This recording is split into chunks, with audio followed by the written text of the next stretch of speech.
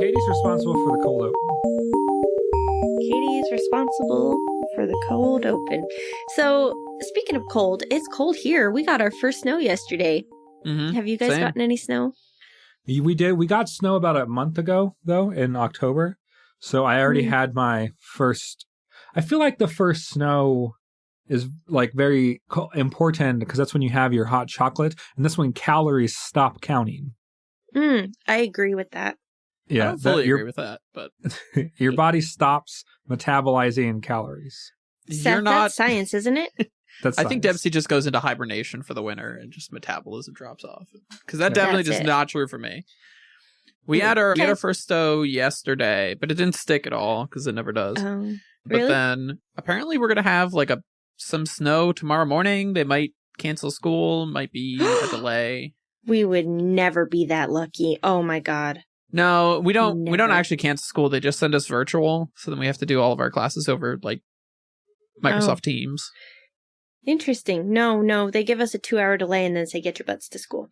So, all right, well, that was the cold open. So thank you so much for joining us. This is Overthinking Games, a podcast about what video games can teach us. My name is Katie, and I am joined this week by the illustrious Dempsey. Say hi. Hi. And the also illustrious Seth. Hello. I feel like I always get introduced last. It's alphabetical. Well, yeah, it is alphabetical. Oh, okay. Yeah, and also you're on the bottom of my Discord screen, so I just moved from top to bottom. It's true. Yeah, so this week we are going to be discussing video games that are fun for adults who game and also for children, and perhaps some games that are fun for gamers and for non-gamers to also play. And the reason for this is that I have a fabulous nephew, and he plays games, and some of them I really like, and some of them I really don't. And I thought, I wonder what makes for a game that I really like versus one that's like, please God, give me a power outage. So, does he have any thoughts on Disco Elysium? Do you know what? We're reading in the first grade, so we're gonna get there. But Good. We're gonna get there. But first of all, what have we been playing this week? I have continued to play Hogwarts Legacy. We will see how far I continue it. It's a little bit too tedious to kind of just throw on while you're like watching a movie or something. And like Far Cry is so nice because you don't have to pay attention to anything. You can kind of just throw on like a YouTube video or something and enjoy your Far Cry. But like Hogwarts Legacy is not engrossing enough to be like a main screen game. Like it's not like the combat's not interesting enough. The story's not like, good enough. The world's, I think the production design's great, but like out in the world, you're not doing a lot of interesting things necessarily. I just got my broomstick and I can fly around now. I've been flying around for the last couple hours. And so it just introduced like this really rudimentary stealth mechanic and things like that. It's not like, but it's also not like mindless enough that you like Zombies or Far Cry where you can kind of like watch movies and do it. So I don't know how much more I'm going to play. I might play the whole thing. I might not. I don't know. You're really selling it. Yeah. It's not that great of a game. Yep. Does it rely too heavily on the fact that it's Harry Potter? I think it does. And I think it also feels like a really ambitious first attempt at open world design. And maybe not a super successful attempt at open world design. So, and I've also been playing Fire Emblem Blazing Blade or Binding Blade, one of those two, the one that came out first. So I figured out that that they're pretty easy to emulate. Old Fire Emblem games are really difficult, I have discovered. And also the characters are not as fun because they don't have they're kind of just more like units. So like in later Fire Emblem entries, like the characters are a big deal. And if you lose a character, you lose like a lot of story and relationship opportunity. And so it's kind of a thing to like, if you lose a character, even though you could win, to restart the battle so you don't lose that storyline. Unless you do permadeath, And then like it's really important to keep all your characters.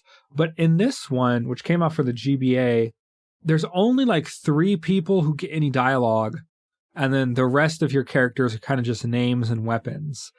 And it's actually kind of missing a lot. Like I think having characters with more emotion and like specificity to them adds a lot more than I thought, because when it's not there, I really, really, really miss it.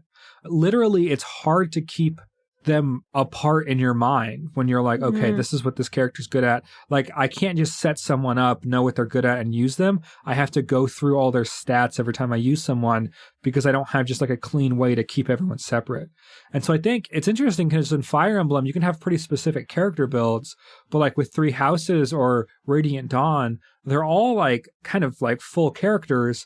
And so you kind of envision them as like full people, and so like you kind of know what they're interested in or what they're doing well, whereas in this game they're just like units, and so you don't really get to fill out the rest of them, which actually makes like the strategy part harder, just because you don't have like that instant recall of the entirety of the character at your disposal, which is not a dynamic that I would have predicted. But I guess it makes a lot of sense why in a game like Fire Emblem you would give like some narrative to each of your little guys. So you can literally just like it helps you, you know, strategize better with them, which is, I don't know, right. That's kind of a fascinating little thing that I didn't expect to be true. That makes sense, especially because a lot of the time, like the characterization will tie into like their abilities or their strengths and things like that. So if you don't have that, it would be more challenging to remember like, oh yeah, this person is like our like fighter guy, and you know, because he's scrappy and he causes fights at school, or whatever. Yeah, that makes sense. Yeah, so but it is beautiful to go back. The animation for the battles are so unbelievably beautiful, especially like there's the horse animation, and like they have, so I don't know if anybody's ever played a Fire Emblem, but it's turn-based, and then the hits kind of, it's just like the same animation every time a hit happens.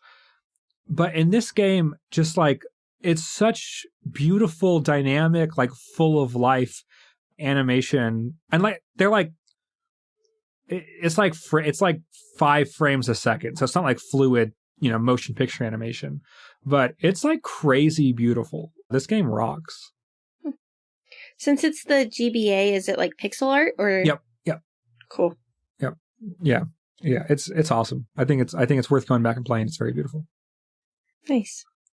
What about you, Katie? Okay, so I started a new game. Well, it's not new, but new to me. Shadow of the Colossus.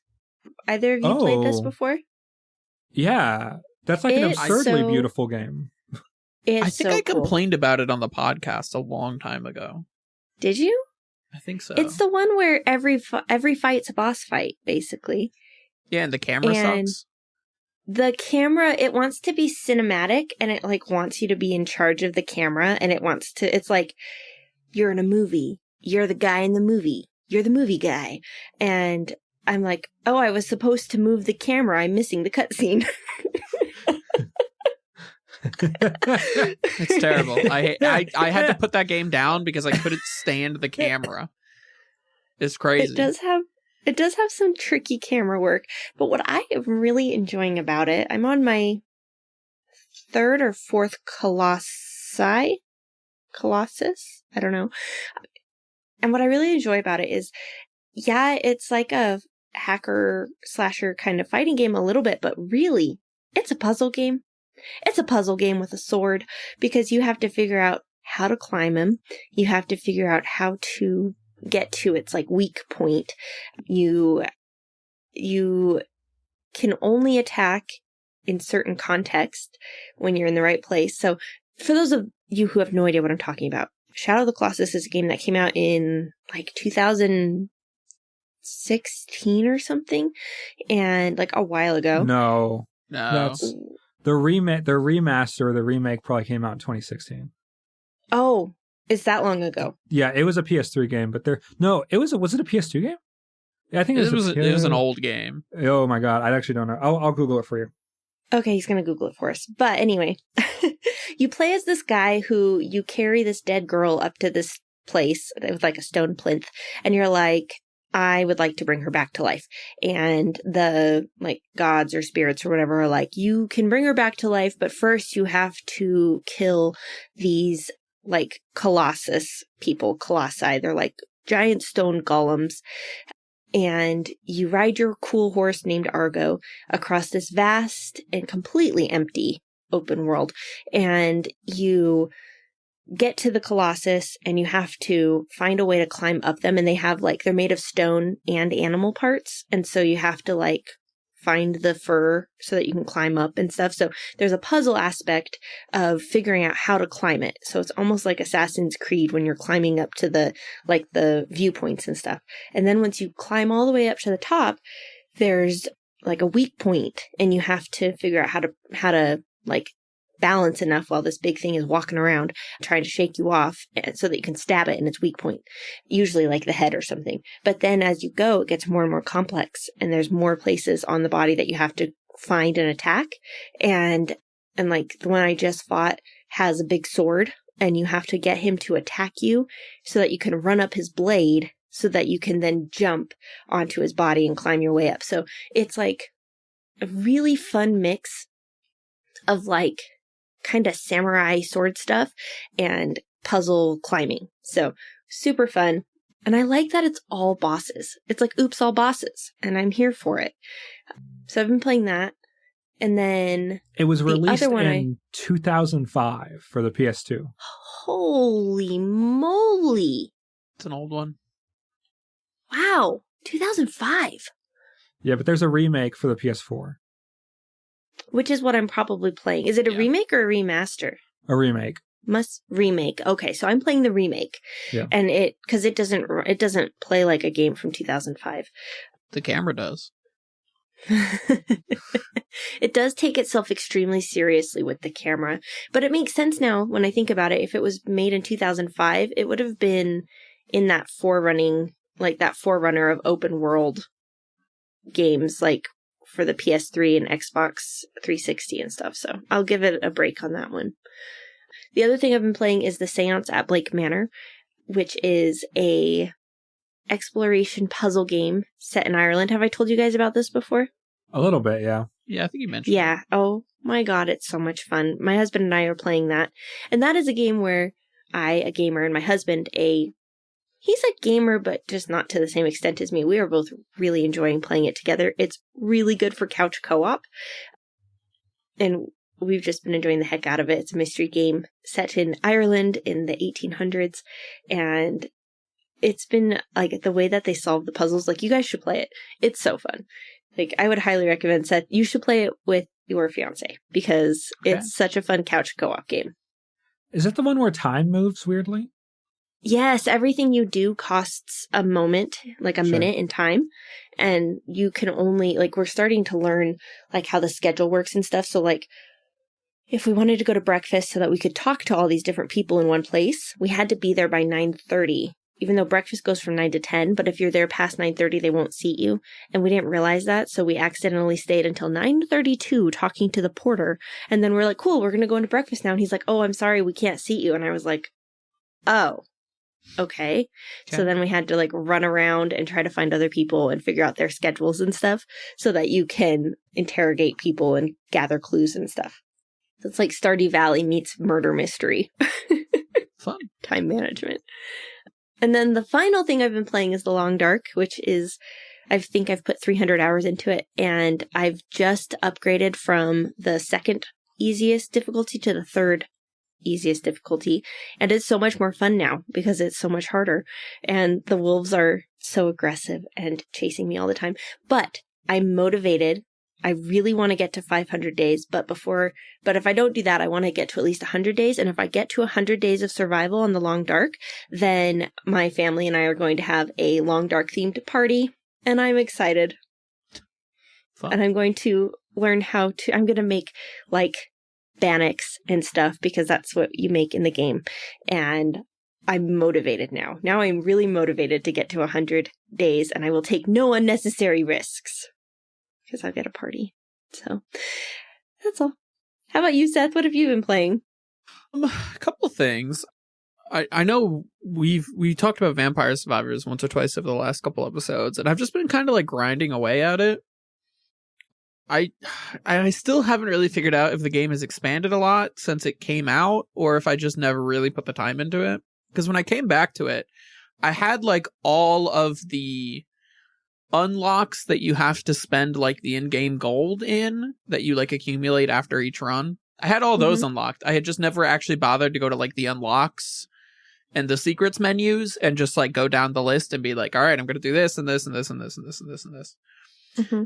So I've just been kind of doing that. And that's a fun way to like blast 20, 30 minutes, especially because it was Thanksgiving break this past week. For the record, it is December 1st because Dempsey didn't say it. It was Thanksgiving break for me and I'm a teacher. So, you know, I had essentially the whole week off. And was able to just like put a couple hours into it on just random days. So that was a lot of fun. Nothing much to say there. I mean, if you haven't played Vampire Survivors, you need to, just as a general audience take. But it's really good on the phone. Like, it is genuinely better as a phone game. So I don't know if that's true, but you don't think so? What are you playing it on? I'm playing it on my PC with a mouse. Yeah. No, WASD. WASD. Oh. But you can do it as a mouse. If you just like click, the dude will follow your pointer. So it's good. Nothing super exciting to say about that. I feel like I haven't played anything interesting recently. I've been playing a lot of Vampire Survivors. I've been playing more Yu-Gi-Oh! Because it's just kind of like stuck around as like a thing to do.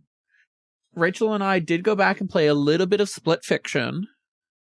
Oh, yeah. What do you think of that?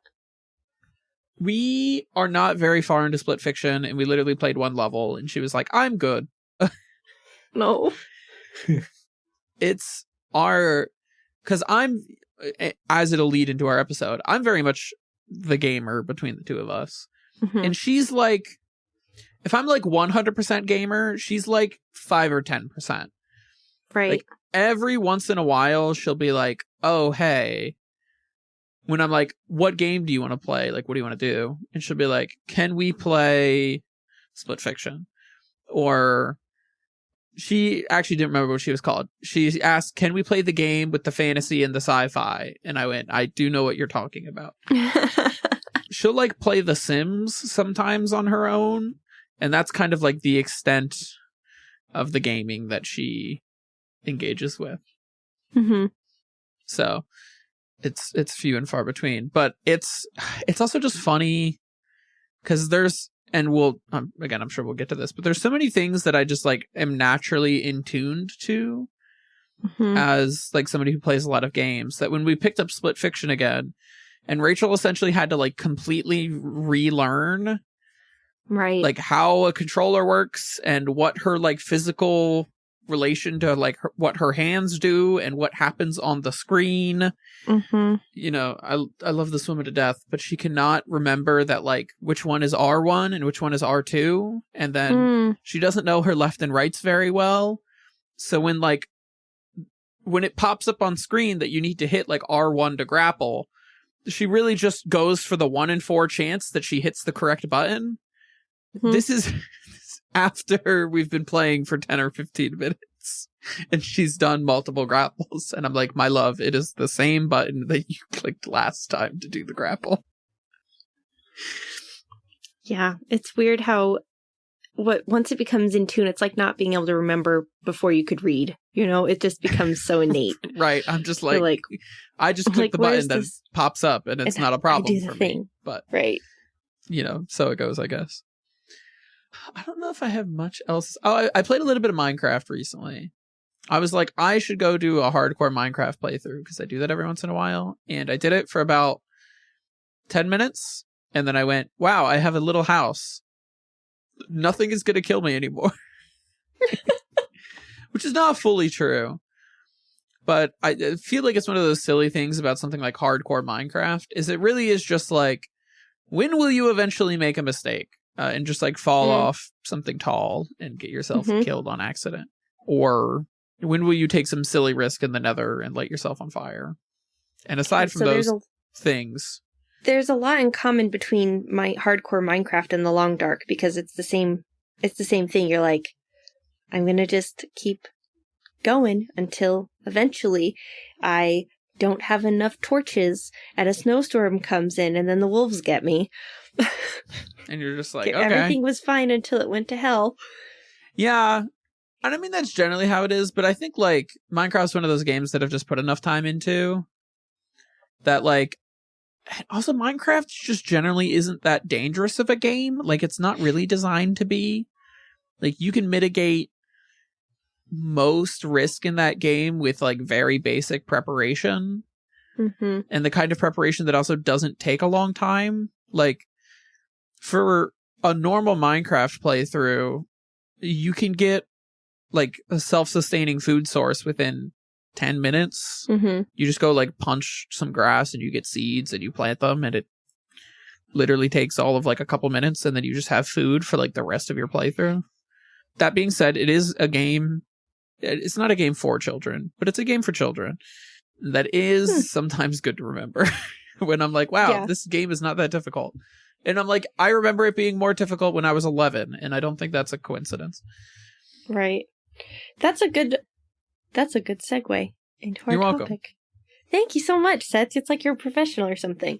So our topic this week is basically games that, I guess I'll say it like this, games that appeal to a multitude of audiences. We'll put it that way. So games that can appeal to adults and children, games that can appeal to gamers and non-gamers. And this specifically is different from our topic about gaming for non-gamers, because that topic was more about how to teach non-gamers to game. And this is more about how do we just like yoink them in to play with us every now and again when we happen to manage to during Thanksgiving break. So my initial question was sort of like, there are certain games. So there's a game like an open world Lego superhero game, like a Marvel superhero game, that my nephew loved. And he would just run around and he would like fly, and like there is literally nothing to do, and I could not figure out what we were supposed to be doing or how to get to like missions or to do anything meaningful. And he was just happy as Larry, running around doing nothing, and I hated it. But then there are other games like Kirby and the Forgotten Lands where I am 100% there for it, and I'm like, yes, let's play another level. So do either of you have much experience or opportunity where you've played games with like kids, family members, whatever? I don't know if I have for like a while, like kids specifically, because I just don't interact with a lot of kids. But like, fair. I'm trying to think of a good way to think about this. I mean, I feel like if I'm going to bring up a game to be like, oh, my family should play this, I'm pulling out like Mario Kart. Mm-hmm. I'm pulling out something with like mass appeal that no one's going to be like, oh, what are we doing here? Mm-hmm. And also like the control scheme is fairly easy. Mm-hmm. I think people generally get the idea of like what a go-kart is. So it's it's the same mentality I have for like game night with my family of like, if you try bringing out, I'm trying to think of a good example. That's where I was going to go with it too, like board games. Yeah, board games. Like I bought this game called Scythe. It's essentially like a civilization builder set in like diesel punk. Like it's like diesel punk Catan with mechs, but it's like a city builder. I cannot convince anybody to play it with me because they don't want to sit through like 4 hours of rules. And even like a simple board game, I have to be like my family. There are about 10 minutes of rules to explain, and then the next 4 hours will be fun. But my mother has too much ADHD for that. Yeah, my family too. That's where that is something I was thinking about. It really is trying to get your family or non-gamers to play a video game with you is like trying to get people who don't play board games to play anything more complex than Uno. Right.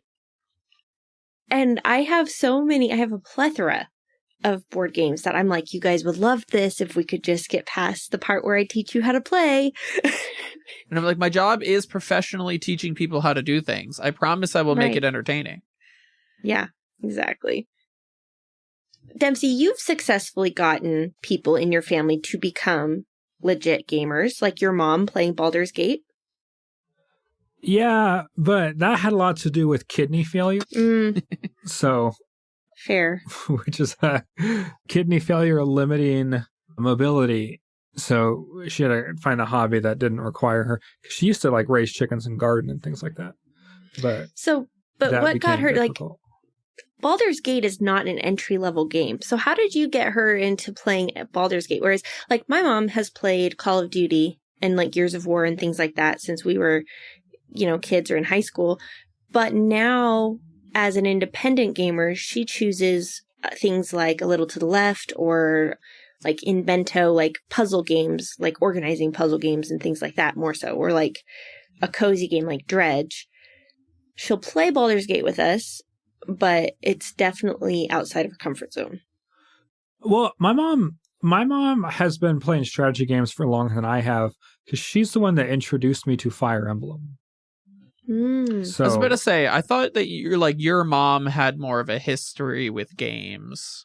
Yeah, because I grew up, because my mom got us a GameCube, and we got a GameCube when I was very small, and before I understood how to play Fire Emblem, my mom was playing Fire Emblem. So, and then I think if you understand Fire Emblem, Baldur's Gate is incredibly easy to learn, actually. That makes sense. Turn-based. Yeah, turn-based, and you strategize, and it's a lot about positioning and things like that. I would say Baldur's Gate is a little bit more complicated because it has like height, and like your characters are even more varied.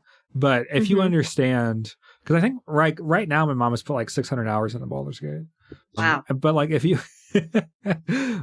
understand like the basics of like turn-based, like turn-based, but also like on a board, I guess. Because like Pokemon, I think, is not the same as these kind of games, but these turn-based strategy games, I think it's pretty easy to transition that skill set. I also had my mom play over Thanksgiving Balloons Tower Defense 6, and my mom really liked that game. So it's a great game. Yeah, I don't think she doesn't have anything like her phone. I don't know if her phone can run it because she has a very cheap cell phone. And I don't know if it's available for the PS5, which is normally what she associates with games. But I had her play it on my iPad when I was home for Thanksgiving. And that was a big hit for her. So I don't know. I have no kids in my life. I don't think I do. I have like... You have your sister staying with you. Yeah, she's legally an adult. Okay, well. And she just likes morbid stuff. So we played Crow Country. She likes zombies. We played No One Lives Under the Lighthouse. Oh, what's that? It's a really beautiful Eldritch horror game about going insane as a lighthouse keeper. Cool. She likes Goat Simulator, which I got her. And then I don't understand that game. What is that game? Because my brother got that game too. I think it's the same concept of just like an open world kind of do whatever you want, but the character is silly. Yeah, it's very much like just physics. It's a physics-based sandbox. There's no like narrative that I can parse out. It's mostly like you're given a list of objectives, and then if you complete the objectives, you can change your goat. So like I turned my goat into a microwave because I did enough challenges, so then now my goat's a microwave.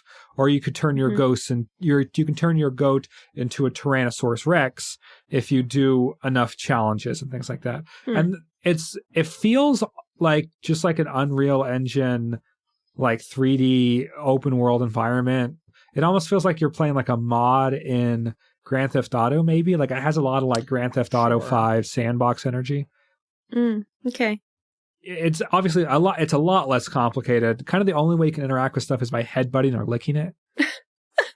And it's very, very, very janky. Like it's very, very, very glitchy, which I think it's intentionally glitchy. Yeah, very intentional. It seems to be part of the appeal. And then she also played Dead Rising, which is a game in the mall where you use like different, I think it's the first game that had like real proper hordes of zombies. And then you use like whatever items you can find to like hit zombies. I think she's playing Dead Rising 2, which is with a little girl. But yeah, I mean, normally I guess I would say like finding things that they're already, that are either like instantly fun or things that they're already interested in. So if I play something with my little sister, a lot of times it's like, okay, you already like kind of macabre gothic things. And so we'll look at like more PS1 style horror games. She really likes the Backrooms and like kind of disturbing Adult Swim style animation. And so it's kind of, I guess it's kind of leaning on what I already know, like their background information and things like that. I guess. Yeah, for sure. I was gonna say, like, I feel like there's, I don't know how to put it, but like I think about my mother, who like my mother is not really a gamer by like definition, but like did play games. Like we owned a GameCube growing up. And there were certain games that like she would be interested in. Like she used to play some Mario Kart with us. She really liked Donkey Konga, you know, like the bongos game. Probably because it was like music oriented. But like aside from kind of like those things, she was never really super interested. But like my dad played a lot of games, and a lot of like the adventure games that we played as kids, like Paper Mario or like the Legend of Zelda games. He would play it with us, essentially. Like we would play through a bit and then he would play a bit, and we'd all have our own save files, and we'd be like, Dad, we're stuck. And then we'd like copy his save file and then like, you know, play from wherever he was. But I also know that like my dad played a lot of video games before I was born. And then like when my parents had kids, my mom was like, you have to stop playing video games because you have children to raise.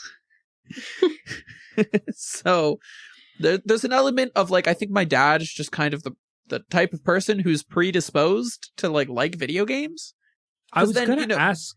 Oh, go ahead. As I was an adult, you know, he would go on to like play through Elden Ring, and like he beat Elden Ring on his own as a guy who had also, I think the last video game he played before Elden Ring was not Breath of the Wild. And then I think before Breath of the Wild, he had played like Twilight Princess. Like he's only played like Legend of Zelda games, and then soloed Elden Ring. So, you know, some people are just built different. Like my father, apparently. I was going to say, I wonder if there is, and this is going to get very like 2014. So this, okay. I think whatever that means. I think, well, just in the fact that like, if being a nerd is a thing, and people who are more predisposed to nerdery in general, because like my mom is very predisposed to nerdery in general. Like the way we watch, like she was the first one to like introduce me to like the idea that like there is intention behind filmmaking, and when filmmakers make a choice, it means something, and we're kind of being taken along that ride. And she introduced me to special features and director's commentary and things like that. But like not all of my friends had that experience with media and their parents. Like not all parents are sitting down with a kid and being like, hey, like it's shot this way to make you feel something. What does it make you feel? You know, when the character did this, like kind of like this deconstruction. And my mom is very interested in like being bamboozled, like in a way that I am. Like she likes going to fairs. She likes going to experiences. So like she's interested in like being taken on a journey, you know, in some creative capacity. She likes comic books and things like that. She loves the Walking Dead comic books like a ton.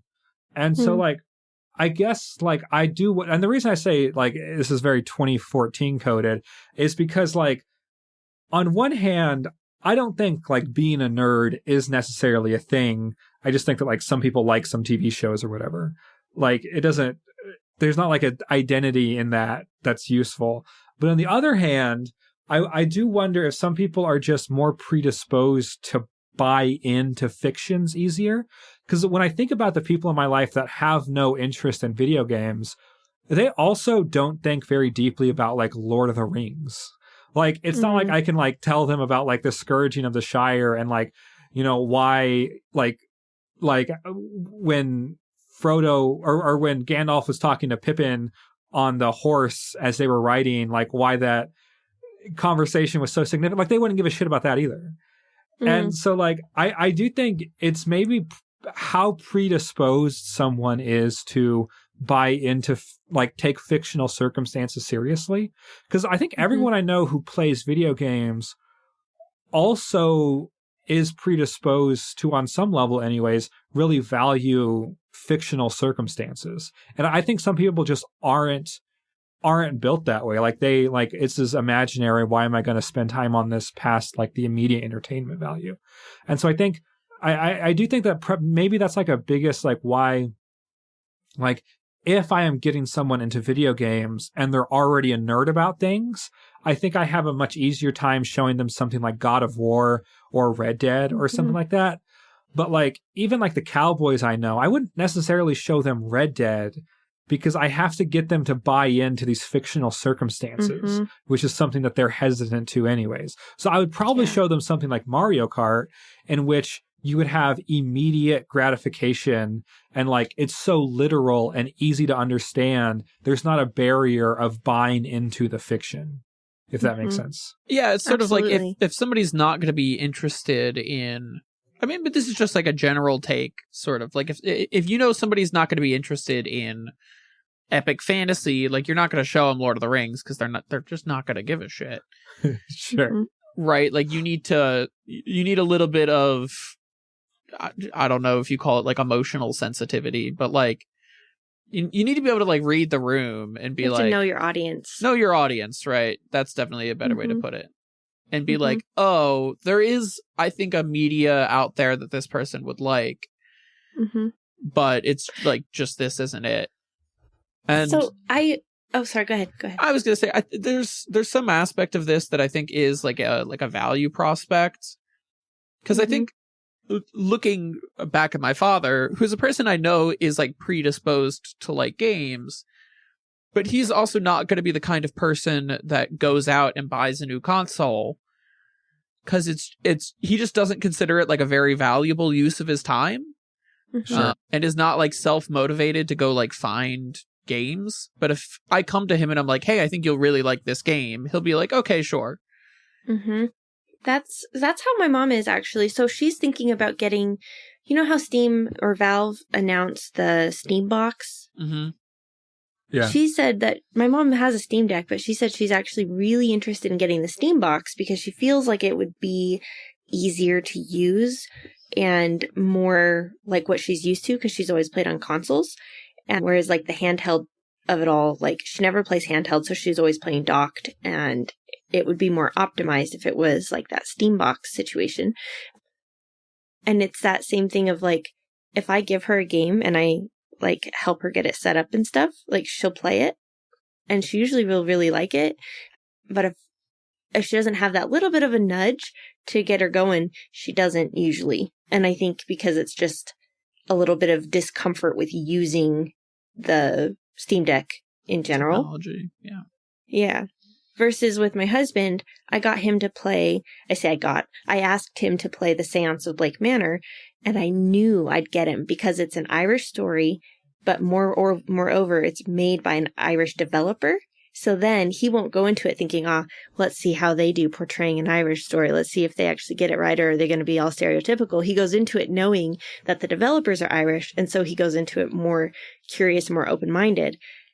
And I think because of that and wanting to see like this story told by an Irish developer set in Ireland back in the day and all, he wants to see what happens, and he's more willing to get into it. And so that's been like important context really if it's not obvious that Katie's husband is Irish. My husband is Irish, yes.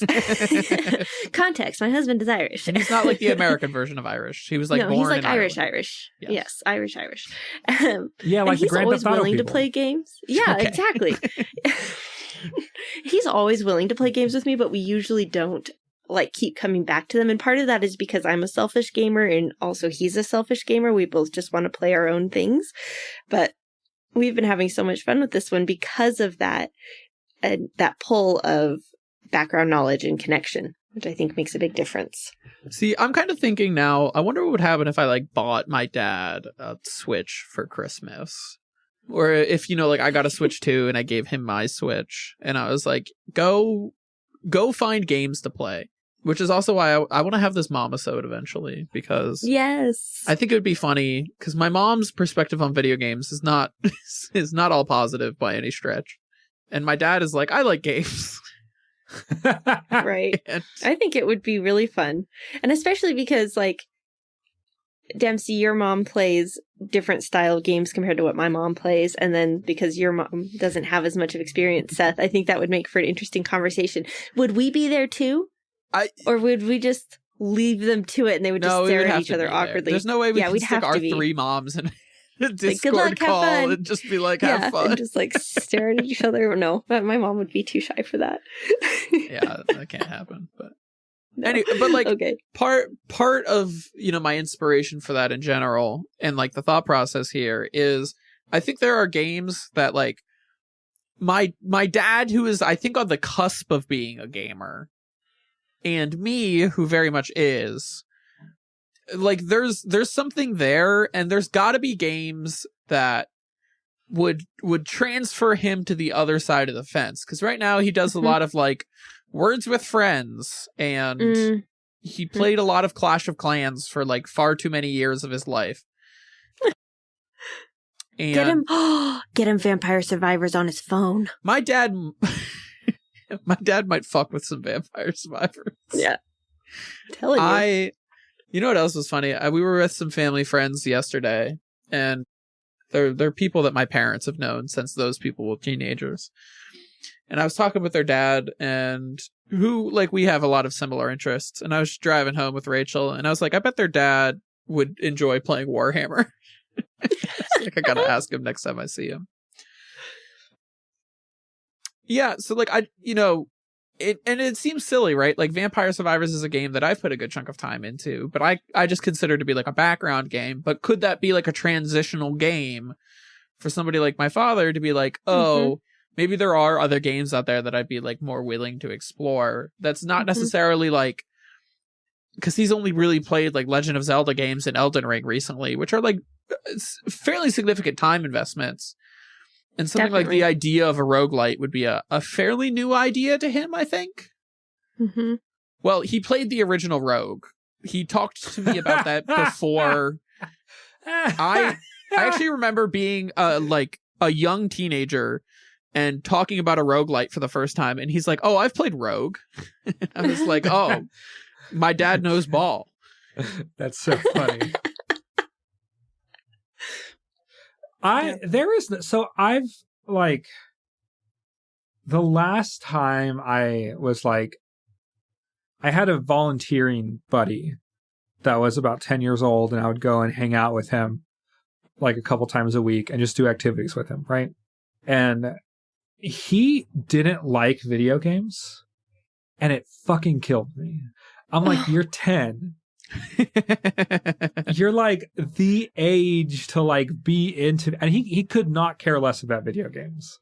And like maybe it's like someone older than him showing him a game, like, you know, he's gonna have a whole bunch of guardrails up and not be interested for, you know, those reasons, you know, like I'm too old to be cool or whatever. It's like maybe it was some of that stuff, but I do know that like when I see a kid who's not interested in video games, it's like, I'm like so sad. I'm like, dude, this is this is like the prime time to start like building those motor skills up. Come on. Absolutely. Well, and that's You're like never going to be better at video change, games right? than when you're 12. Yeah. Because Dempsey, like your point about like the 2014 take of like what's a nerd and what's not, is like it didn't used to be the case, right? Like I think if you go back like a decade or two, I think there was a much clearer idea of like this is somebody who's nerdy. And video games didn't have the kind of, I'll say it again, like mass appeal that they do now. I forget what the statistic is, but you know, like over half of the kids in America under the age of like 13 play Roblox. Right. And that's not just like boys. That's just like half of all children in America play this game. And they could just like talk about it with their friends. And like, and it's not at the point where like the high schoolers I have, like they all know what Roblox is. They've all played it. Even if they don't like actively play it, they have all played it. And that was definitely not my experience. I mean, maybe as a high schooler, which like wasn't that long ago, it was about a decade ago I was in high school. But, you know, even going back to like a decade and a half ago, I'm in like middle school, elementary school. And I think like being really into video games, like set me apart from some of my peers without a doubt. Yeah, absolutely.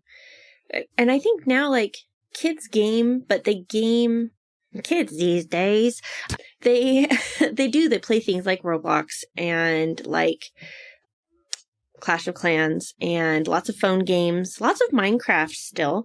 The kids that are into things like Fallout or Dark Souls or like games that I would consider like more gamer games, they're usually kind of socially outcast, at least in my experience. Yeah, there definitely still is like the gamer's game type, like, but I'll say, because my age group's a little bit older than Katie's. I teach high schoolers and most often I teach 11th and 12th graders.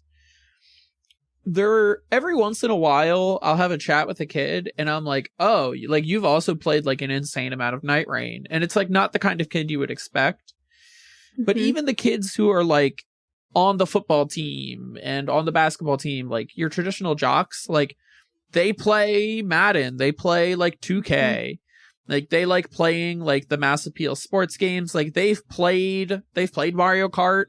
They probably don't play it on a regular basis, but like they've played Mario Kart. They're familiar with Smash Bros. Like they know all these games, which is probably some credit to Nintendo for popularizing the Wii the way they did. But, and to me, that's just like cultural difference and probably says something about like what is the game for gamers and non-gamers is like, you know, these mass appeal games of kind of easy to play. It connects with these people on like some sort of basis. And they're episodic rather than... Right. Like I'm not convincing... like short form versus long form. Right. Like I'm not going to be able to convince, you know, Joe Schmo in my class to like sit down and play Claire Obscure when like, you know, the last game he put some serious amount of time into was like like Madden 24. Right. I am interested, like, do you think core gaming, like if we like capital G gamers, like core gaming is a mostly adult phenomenon? Like most kids who are into games are playing like mass appeal games, and then like the core gaming audience is mostly like people over like 24, 25. Because the younger people don't have the attention span, not kidding. And they don't have the exposure. We were talking about like literary interest, like Lord of the Rings or whatever. They don't have the exposure, broadly speaking, to narrative, whether it's in form of TV shows or movies or books, to be able to become invested in story game. At least that's been my experience with 15-year-olds in 9th grade. Yeah, I'm like struggling to think about that in a way that I think makes a lot of sense. But I think it would be difficult to pitch even something like the Stanley Parable to a lot of my students and be like, hey, I think this is like an interesting, meaningful game experience. If somebody's not like in the capital G gamer archetype in the first place. But like I have randomly overheard some students talking about like unpacking, or I saw like one of my former students post about it on like their Instagram story. So I think there is a little bit of, it's a weird word to use, but like there's a little bit of like infiltration of those games. And there are definitely like bridge games. Like I think Hades is probably a really good example, or like Silk Song. of these games that have kind of like bridged into being mainstream gaming media. Mm-hmm. The Last of Us. Right, but are also representative of these like larger story games, or like, yeah, like they just have larger appeal than stuff. And I have some friends, like I mean, I have 2 guys that I hang out with that I know from high school. And both of those guys would definitely consider themselves like gamers, but you know, they're not looking at like Steam sales for indie games.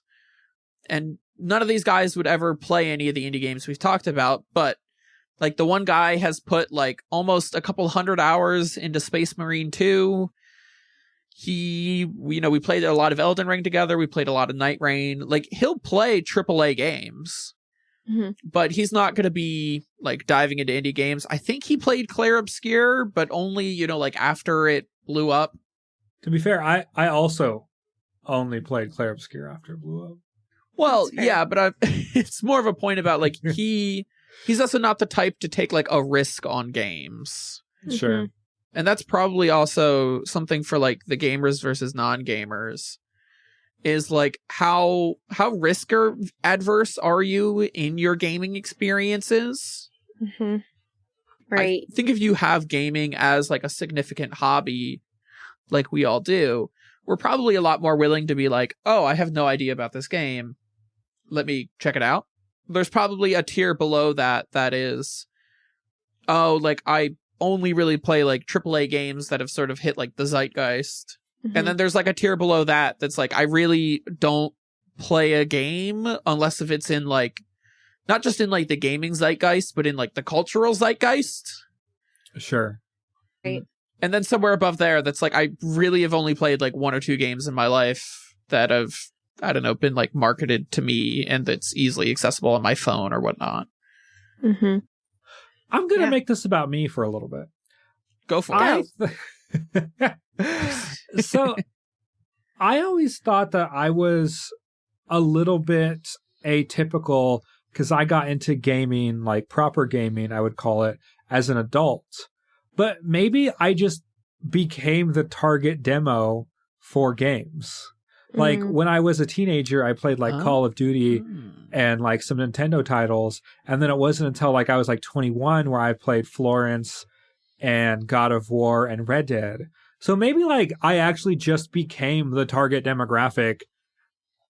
You just aged into the demographic for... I just aged into the marketing demographic. I think it's probably what happened. Like it's not like, maybe it's not that unique that I was a very casual gamer as a kid and as a teenager. And then once, you know, I didn't have as many social obligations as I did when I was in college, for example. And I was in a long-term relationship. So like prioritizing, I feel like when you're single, you prioritize different things. So like when I was in a long-term relationship, I wasn't prioritizing going out as often because I had my partner or whatever. So like maybe like all of those things just made me the demographic for kind of core game, like what we consider like core gaming audience, which is really interesting. Yeah, that actually does make a lot of sense. Yeah, it's you. Is that an odd realization for you? Well, just how painfully average my, like I am like statistically, like I am like statistically my trajectory of interests and hobbies can be plotted onto like a market. Oh god! Like a market cap kind of following. It's terrible. Which is very funny. Like, the people who made Florence were like, we want somebody in their 20s who's a hippie and into like existential film. Yeah. His name should start with a D. Dempsey. That one. Yes. Yeah. Got him. So, I guess like it's like when you ask like what kind of games do kids like, I also think it's a different question because none of us are parents. Because I think like when you raise, I'm not a parent, so I don't know this at all. But like when you raise a child, you just have such a different kind of influence over that child's experiences than when you're with a child in like another supportive adult capacity. Like if you're like, like an aunt or a volunteer or something like that. Like when you're another type of supportive adults, you just don't have the influence over that child that a parent would. And so like the question of like, if my kids would be into video games or if I would like how I would introduce video games to my own children.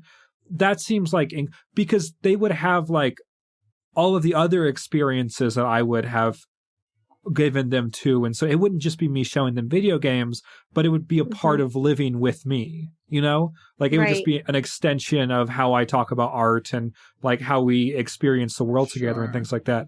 So it like asking like, how do I show that?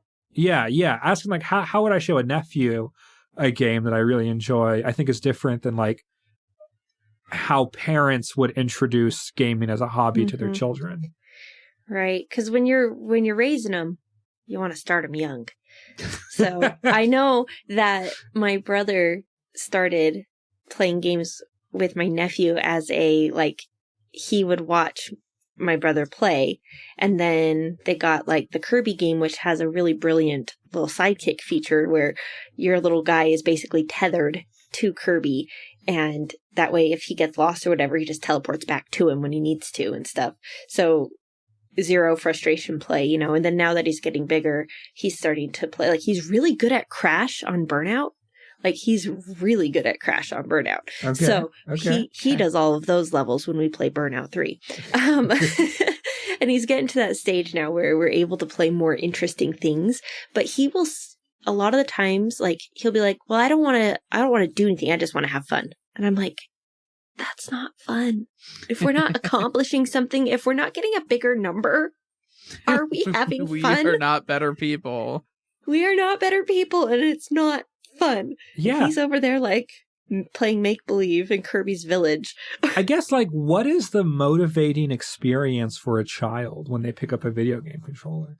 Because, like, for me, like, when I play a game, the motivating experience is, like, there's a direction of artistry that I want to, you know, be sold on. Like, I want to experience this person's, like in Hogwarts Legacy, I want to experience Portkey, the developer's vision of what magic feels like and what coming of age feels like. And so I'm going there to feel those two things. But like when a 10-year, is it just... Like, it feels like such a difficult question because it's also like you can't ask a child because they're not going to be able to like articulate. What is it about? What sort of childlike wonder are you experiencing through this media? Is the kind of thing that like artists spend their entire careers trying to come up with. Like kids, because someone very close to me was very into Pokemon, and as they talked about their childhood, oh no, it wasn't Seth, but as this person who was very into Pokemon talked about their childhood, they always had kind of a longer attention span and like would read the dialogue and like would get sold into, like, it wasn't just like the instant, even when they were like 7, it wasn't just like the instant gratification. It was like to the idea of building this deck over time. And so like, it wasn't like playing Fortnite, playing Pokemon. Like there is like a sense of like investment and follow through that you have to have with a game like Pokemon. I just don't know to a kid what is the factor that makes them, what's the appeal for a child? I feel like at one point I would have more like when I was in my education program, maybe I would be more confident to talk about that, but like this point I don't feel like I can conceptualize what that would be. It's fair. I know, I was thinking of like I should have asked my brother to come and be a guest on this episode. He would have had things to say. As a parent, raised a child, having the only person who's raised a child. But what are we even going to call this episode? Because it's not about what we said it was about. I don't know what it's about. But anyway, sorry. One thing that's not your fault. One thing, I guess this will be my closing thought. Perfect. We're sort of there, but I think it is. This might be obvious. I think it's not a coincidence that I'm into games. Dempsey, to your point, like the fact of me playing roguelike games and then going to my father and him being like, oh yes, I played a lot of hours of Rogue before you were born. And like I have a distinct memory from my childhood of like my dad would do fairly extensive research into games before he'd buy them for us.